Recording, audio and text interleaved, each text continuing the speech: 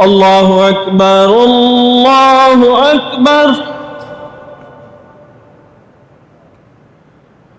الله أكبر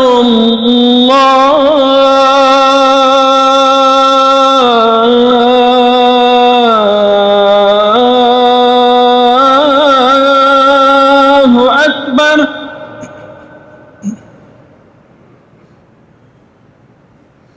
أشهد أن لا إله إلا الله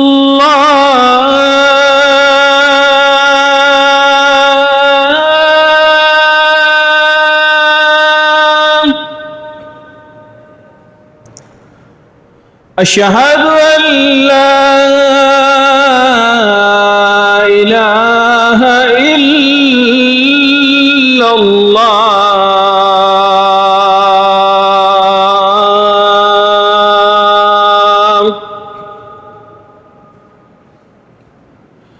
أشهد أن محمدا رسول الله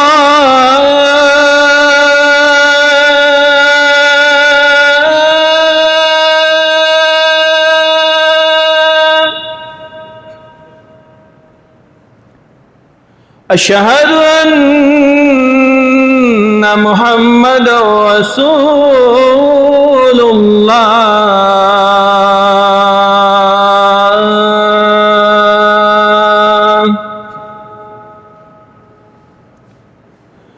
هيا على الصلاة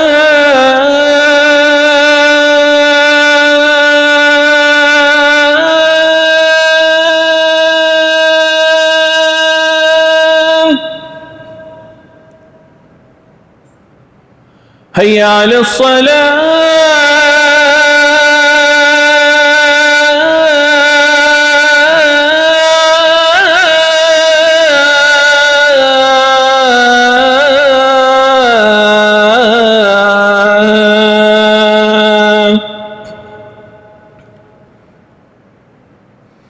هيا على الفلاح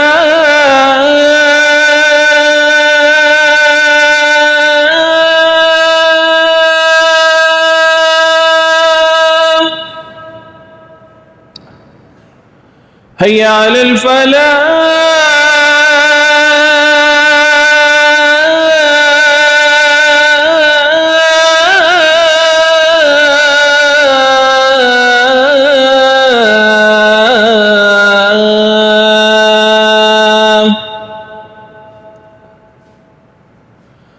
الله أكبر الله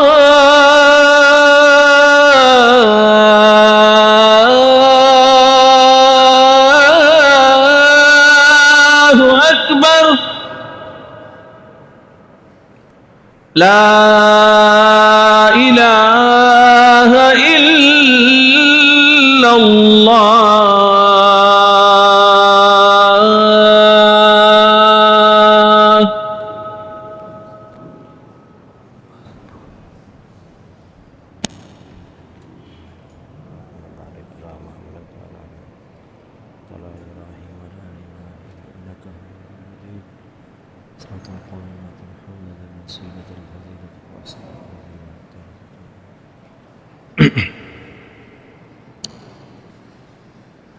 إن الحمد لله نحمده ونستعينه ونستغفره ونعوذ بالله من شرور أنفسنا ومن سيئات أعمالنا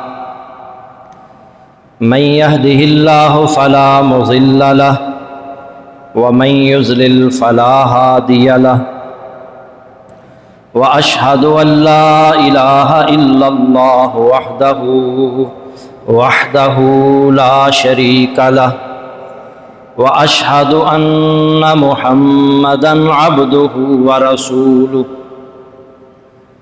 يا أيها الذين آمنوا اتقوا الله حق تقاته ولا تموتن إلا وأنتم مسلمون.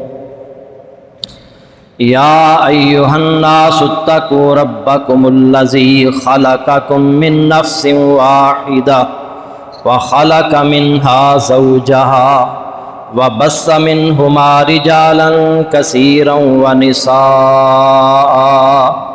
واتقوا الله الذي تساءلون به والأرحام إن الله كان عليكم رقيبا يا أيها الذين آمنوا اتقوا الله وقولوا قولا سديدا يصلح لكم أعمالكم ويغفر لكم ذنوبكم ومن يطع الله ورسوله فقد فاز فوزا عظيما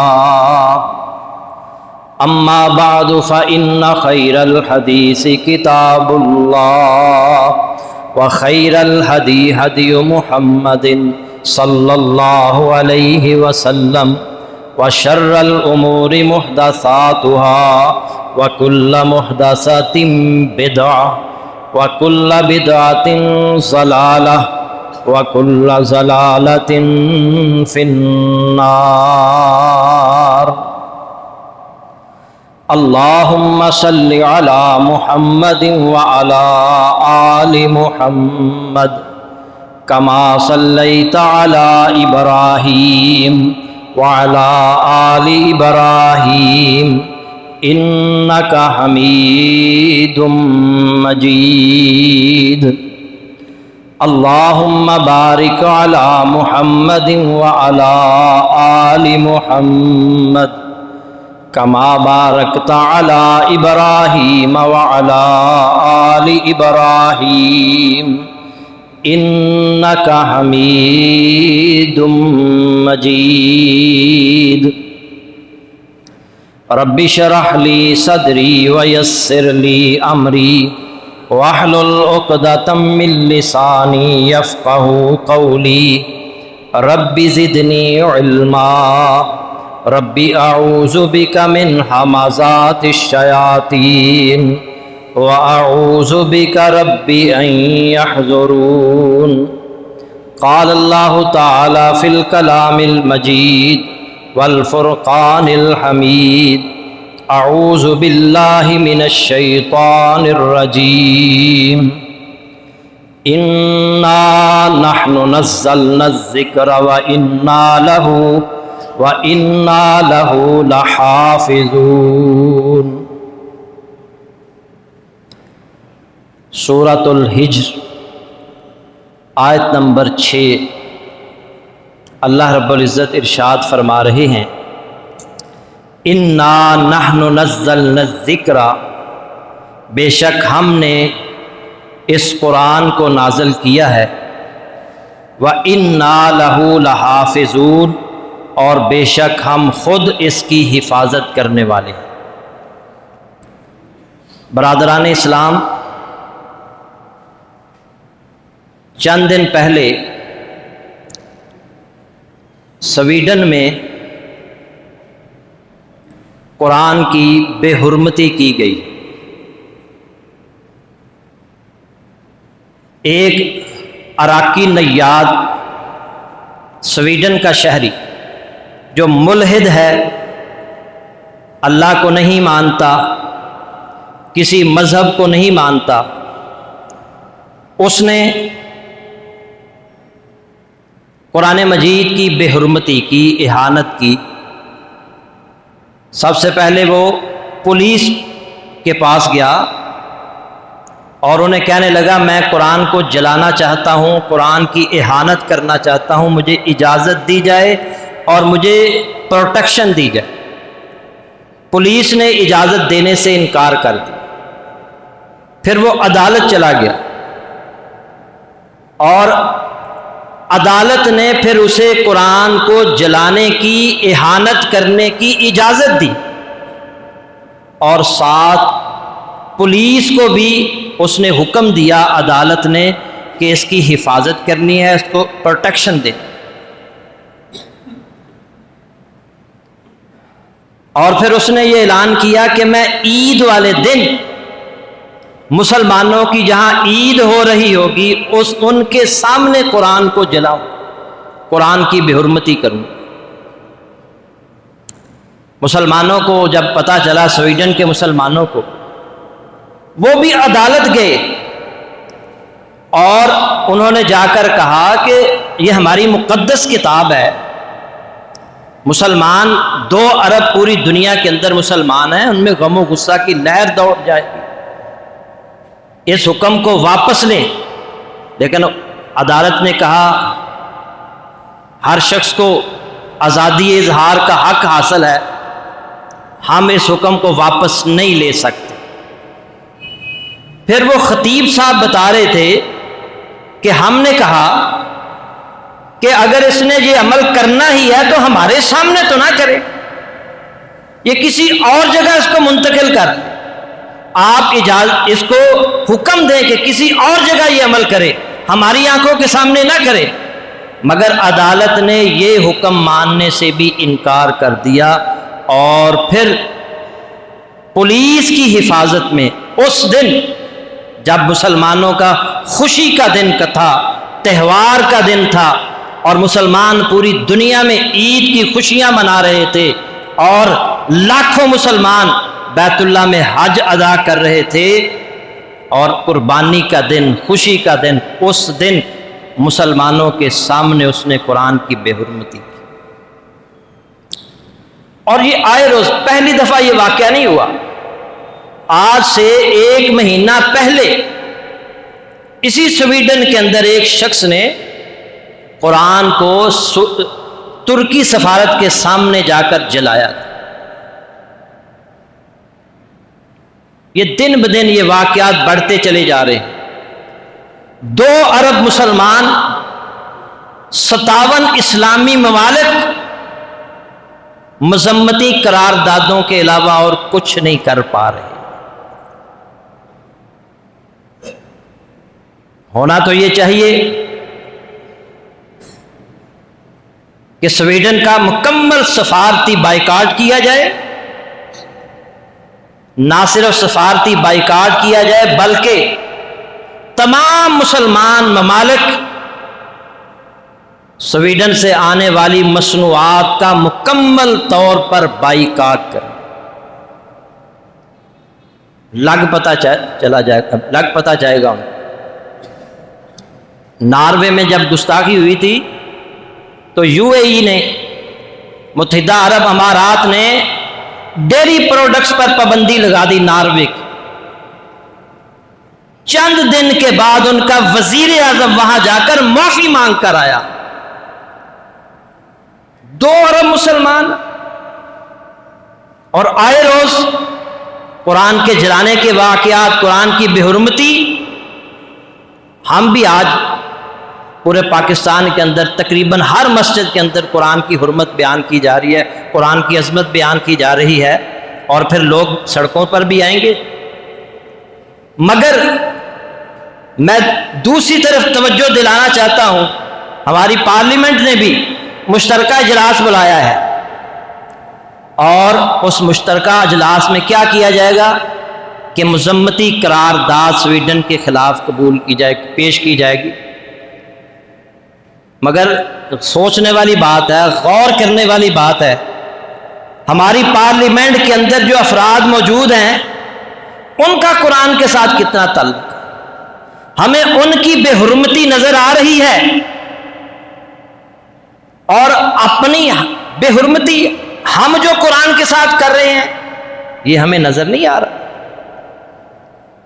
اس پارلیمنٹ کے اندر جو افراد موجود ہیں، کتنے افراد ہیں جن کو قرآن کا ترجمہ آتا ہے؟ کتنے افراد ہیں؟ چلو ترجمہ تو دور کی بات ہے، کتنے افراد ہیں جنہیں قرآن پڑھنا آتا ہے؟ کئی بار ویڈیو وائرل ہوتی ہے کسی نہ کسی سینیٹر کی، کسی نہ کسی قومی اسمبلی کے ممبر کی، اس کو سورہ اخلاص پڑھنی نہیں آتی۔ کیا یہ بے حرمتی نہیں ہے؟ کیا یہ گستاخی نہیں ہے؟ ہمیں ان کی گستاخی نظر آ رہی ہے، مگر ہمارا قرآن سے کتنا تعلق ہے؟ ہم کیا کر رہے ہیں؟ اخبار میں ہمارا ناغہ نہیں ہوگا، قرآن میں ناغے ہوں گے۔ قرآن نہیں پڑھتے ہم، قرآن سے ہمارا تعلق ہی نہیں ہے۔ کئی کئی دن گزر جاتے ہیں، ناول پڑھیں گے، افسانے پڑھیں گے، ڈائجسٹ پڑھیں گے، اخبارات، ایک ایک اخبار. بعض بندوں کی یہ عادت دیکھی گئی ہے 4-5 اخباروں کو روزانہ پڑھتے ہیں مگر قرآن نہیں پڑھتے. کیا یہ گستاخی نہیں ہے؟ ہر روز ہم موبائل پر گھنٹوں صرف کر دیں گے، گھنٹوں وقت ضائع کر دیں گے، کبھی گیمیں کھیل کر، کبھی پروگرام دیکھ کر، کبھی ڈرامے دیکھ کر، کبھی فلمیں دیکھ کر، اور ساری رات ہمارا نوجوان طبقہ ساری رات فلمیں، ڈرامے اور گانے سنتا رہتا ہے، یہاں تک کہ فجر کی اذان جب گونجتی ہے تو پھر وہ ڈرامہ بند کر کے سو جاتا ہے. کیا یہ بے حرمتی نہیں ہے؟ کیا یہ گستاخی نہیں ہے؟ اور میرے بھائیوں، صحابہ تو وہ لوگ تھے جنہوں نے قرآن سے تعلق ایسا جوڑا. میں ایک حدیث پڑھ رہا تھا بخاری شریف کے اندر، ابو عثمان بیان کرتے ہیں کہ میں سیدنا ابو ہریرہ رضی اللہ تعالی عنہ کے گھر میں 7 دن مہمان رہا. تزیفت ابا ہریرہ سبعا، میں 7 دن تک سیدنا ابو ہریرہ رضی اللہ تعالی عنہ کا مہمان رہا. فکان ہوا وامرأتہ وخادمہ یعتکفون اللیل اثلاثا، وہ اور ان کی اہلیہ اور ان کے خادم نے شب بیداری کے لیے باری مقرر کر رکھی تھی. یصلی ھذا ثم یوقظ ھذا، رات کے 1/3 حصے میں ایک صاحب نماز پڑھتے، پھر وہ دوسرے کو بیدار کر دیتے. ابو سفیان بیان کرتے ہیں کہ ابو ہریرہ کے گھر میں 7 دن مہمان بنا رہا. گھر کے 3 افراد تھے، ایک ابو ہریرہ، ایک ان کی اہلیہ، ایک ان کا خادم، اور انہوں نے رات کے 3 حصے کر لیے تھے. ایک حصے کے اندر خادم اٹھتا، 1/3 رات نماز پڑھتا اور نماز میں قرآن پڑھتا رہتا، اور شب بیداری اور قرآن کی تلاوت ہوتی رہتی، اور پھر اس کے بعد وہ سو جاتا. دوسرا گھر کا فرد اٹھتا اور وہ 1/3 رات تک قرآن کی تلاوت کرتا رہتا، اور پھر وہ سو جاتا اور وہ تیسرے کو اٹھاتا، اور وہ تیسرا بھی صبح تک قرآن کی تلاوت کرتا رہتا، نماز کے اندر قرآن کی تلاوت کرتے رہتے. یہ وہ لوگ تھے صحابہ کرام جن کے گھر کے اندر ساری رات قرآن کی تلاوت ہوتی رہتی تھی. اور آج ہمارا کیا حال ہے؟ ہمارے گھر کے اندر ساری رات ڈرامے چلتے رہتے ہیں، ساری رات فلمیں چلتی رہتی ہیں، ساری رات ہم گانے اور موسیقی سنتے رہتے ہیں. کیا یہ بے حرمتی نہیں ہے؟ اور صحابہ کرام جب نبی صلی اللہ علیہ وسلم نے فرمایا، بخاری شریف کی حدیث ہے، اقرأ القرآن فی شہر، اور قرآن کو 1 مہینے میں پڑھا کرو، 1 مہینے میں قرآن پڑھ لیا کرو.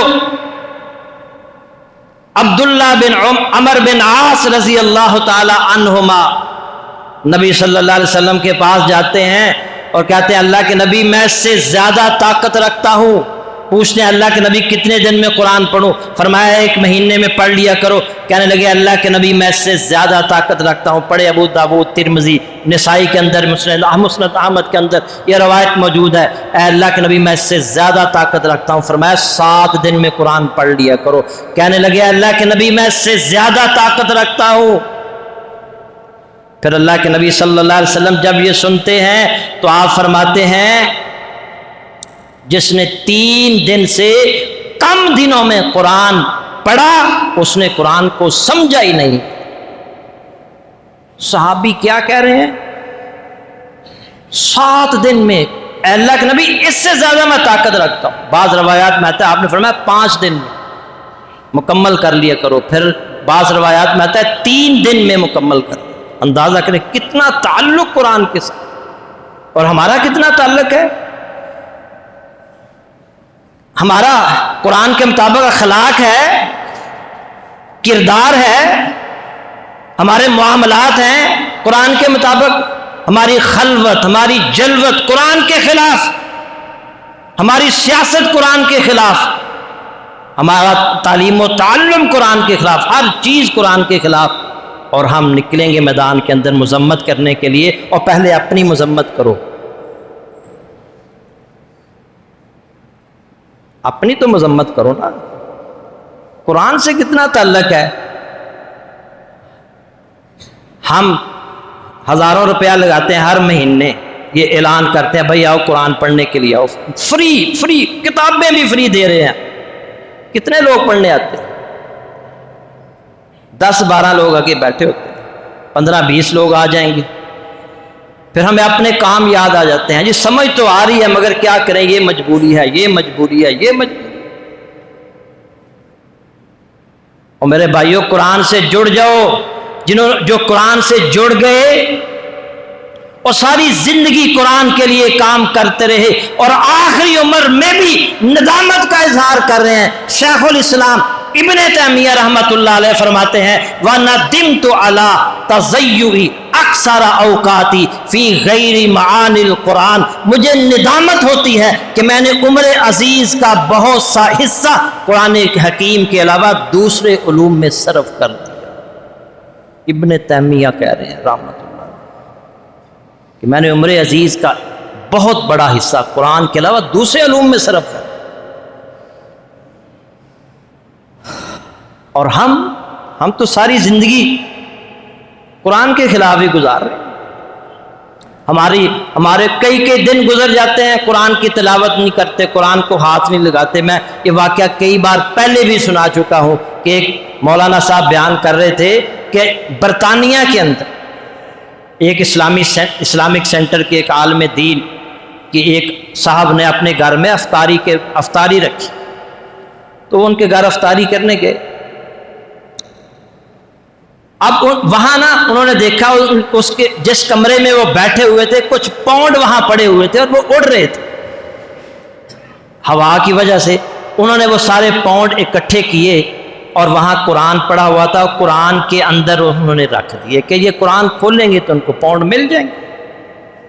انہیں بتانا یاد نہ رہا، افطاری کر کے کھانا وغیرہ کھا کے چلے گئے، تو دونوں میاں بیوی آپس میں بیٹھے اور کہنے لگے دیکھو جی ہے مولوی صاحب جاندی دفعہ پیسے ہی چک کے لے گئے جی،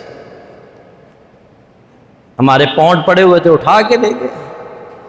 دین کا کام کرتے ہیں، ممبر رسول پر کھڑے ہوتے ہیں، واعظ و تبلیغ کرتے ہیں اور ہمارے پاؤنڈ اٹھا کے لے گئے۔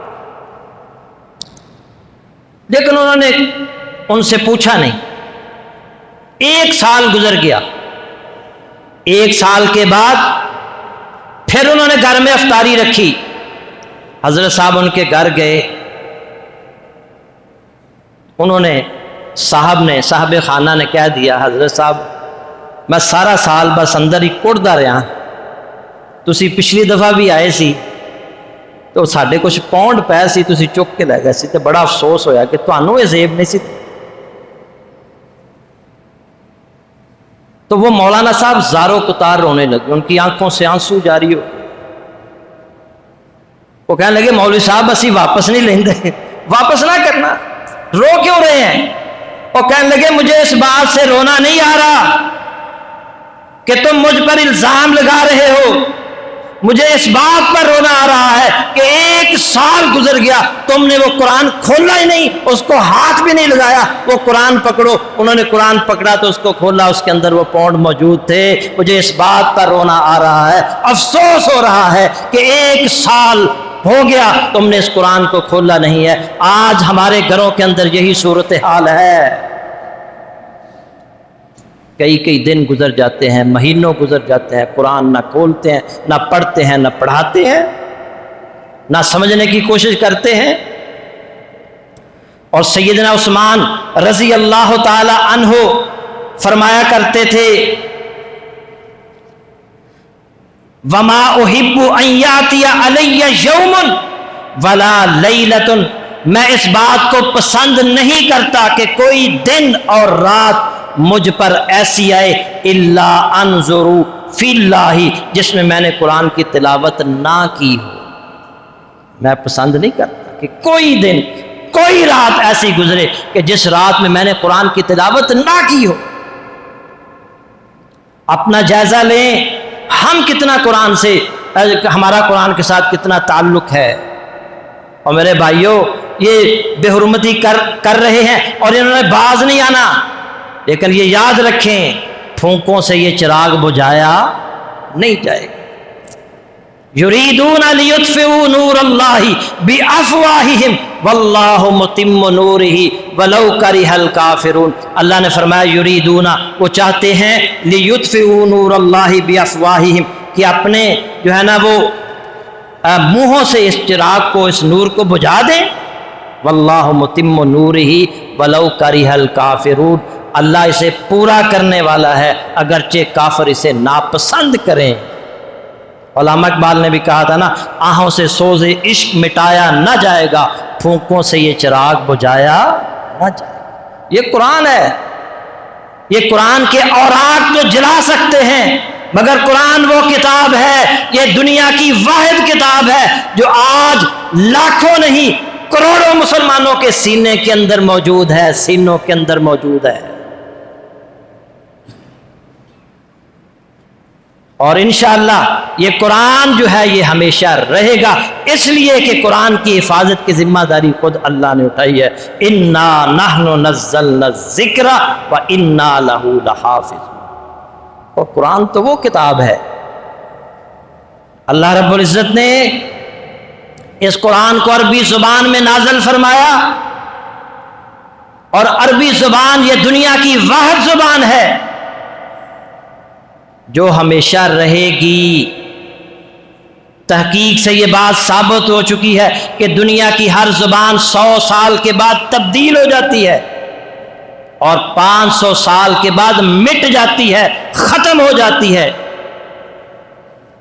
ایک مستشرق ہے فرانس کا، ارلسٹ رینا، اس نے عربی پر بڑی ریسرچ کی ہے۔ وہ کہتا ہے دنیا کی ہر زبان کا بچپن ہوتا ہے، جوانی ہوتی ہے، بڑھاپا ہوتا ہے، پھر موت ہوتی ہے۔ ہر زبان کا بچپن، جوانی، بڑھاپا اور موت۔ وہ کہتا ہے عربی زبان ایک واحد زبان ہے، آج جیسی ہے 100 سال پہلے بھی ایسی تھی، 500 سال پہلے بھی ایسی تھی، 1000 سال پہلے بھی ایسی تھی۔ وہ کہتا ہے آج جیسی ہے 500 سال بعد بھی ایسی ہوگی، 1000 سال بعد بھی ایسی ہوگی، اور ہمارا ایمان ہے قیامت تک بھی ایسی ہی رہے گی، اس لیے کہ اس زبان کے اندر اللہ نے قرآن نازل کر کے اس زبان کو ہمیشگی اور دوام بخش دیا ہے۔ تو جو قرآن سے تعلق بنا لے گا، قرآن سے جڑ جائے گا، اللہ اسے بھی دوام بخشے گا، اسے بھی ہمیشگی عطا۔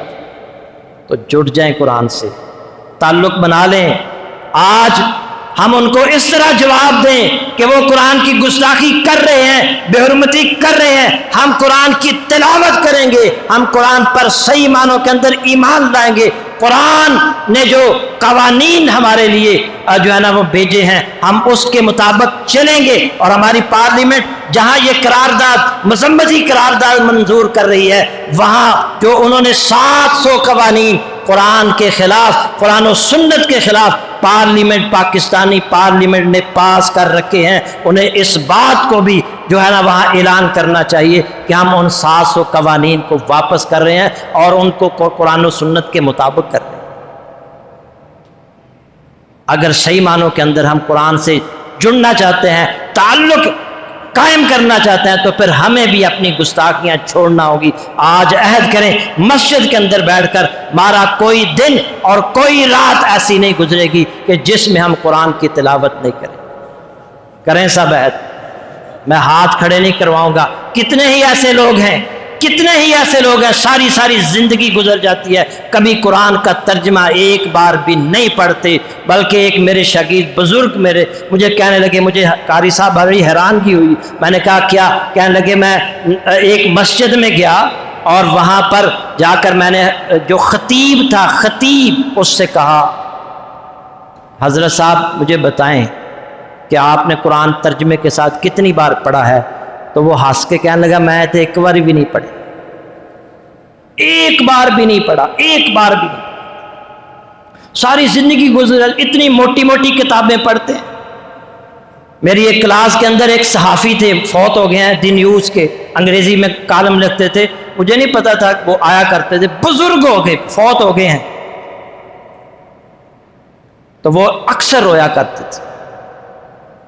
جب ہمارا پہلا سپارہ ختم ہوا تو اس وقت مجھے پتا چلا، انہوں نے تاثرات بیان کی، تو کہنے لگے کہ میں نے پوری زندگی اتنی موٹی موٹی انگریزی کی کتابیں، تاریخ کی کتابیں پڑھی ہیں اور کبھی قرآن کی طرف دھیان نہیں کیا، اب مرنے کے قریب آیا ہوں اور آپ نے یہاں کلاس شروع کی ہے تو میں نے پڑھنا شروع کر دیا۔ میں نے کہا اب تو اللہ کا شکر کریں کہ آخری وقت میں آپ کو اللہ نے موقع فراہم کر دیا قرآن کے ساتھ، اور پھر جب تک وہ زندہ رہے، بیماری کے باوجود 2-3 بندے ان کو اٹھا کر مسجد کے اندر لے کر آتے تھے، وہ قرآن کے ساتھ تعلق انہوں نے بنایا، قرآن کے ساتھ جڑ گئے۔ میرے بھائیو، ہمیں اللہ نے زندگی دی ہے، اللہ نے زندگی دی ہے، یہ قرآن اللہ کا کلام ہے، یہ اللہ نے ہمارے لیے نازل کیا ہے، ہم کم از کم اس کو ایک بار تو ترجمے کے ساتھ پڑھیں، اس کو سمجھنے کی کوشش کریں، اس پر عمل کریں، اس کے پیغام کو آگے پہنچائیں۔ یہی آج کا سبق ہے، وہ قرآن کی بے حرمتی کریں۔ ہم یہ عہد کریں کہ ہم قرآن کی تلاوت کریں گے، قرآن کی تلاوت سنیں گے،